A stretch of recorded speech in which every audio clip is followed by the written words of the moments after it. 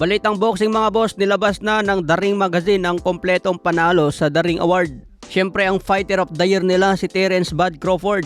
Kahit isang beses lang napalaban noong 2025, tinalo niya si The Monster Inoue na 4 na beses na palaban.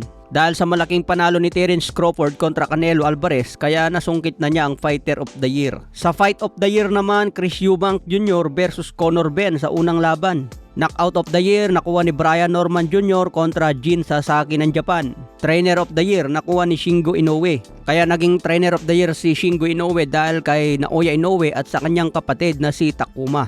Upset of the Year nakuha naman ni Resendiz versus Caleb Plant. Prospects of the Year si Emiliano Vargas. Round of the Year nakuha ni Seiya Tsutsumi versus Daigo Higa. Yan lamang po yung nilabas na Ring Award mga boss. Mukhang kinalimutan na si pambansang kamao Manny Pacquiao dahil wala silang Comeback Fighter of the Year. Kaya hindi na umattend si Manny Pacquiao sa The Ring Award na ito mga boss. Sinabi na rin ni Terence Crawford kung bakit siya nagretiro. Dapat daw magre-retiro na si Crawford matapos talunin si Errol Spence. Pero pakiramdam niya may kulang pa rin sa kanyang resume. Kaya nagpatuloy pa rin siya sa boxing.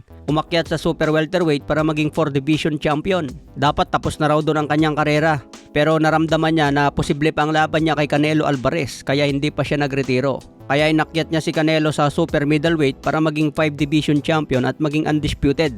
Kaya kontento na raw si Crawford sa nagawa niya sa boxing at nagretiro na. Samantala sinabi naman ni Teofimo Lopez, hindi kinoconsider na undisputed si Crawford dahil hindi naman daw nagbayad si Crawford ng sanctioning fee sa WBC. Dapat unified champion lang daw si Crawford dahil may turing ka lang undisputed kung nabayaran mo yung mga sanctioning fee. Pero on the record mga boss, still undisputed pa rin si Crawford bago nagretiro. Samantala Canelo Alvarez dumating naman sa event at niregaluhan niya si kamahalang Turkey. Nagpasalamat naman si Turkey sa regalo ni Canelo. May paparting na event si Canelo gamit ang kanyang sariling promotion. Ang event nila Mexico against the world. Kaya abangan natin ang muling pagbabalik ni Canelo.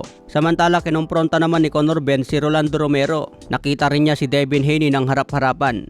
Sabi ni Conor Benn gusto niya makalaban si Rolando Romero ngayong Mayo. Pagdating daw ng September, gusto niya makalaban si Ryan Garcia. Pero kanina sa pagharap ni Conor Benn at Rolando Romero, mukhang hindi komportable si Romero nakaharap si Conor Benn.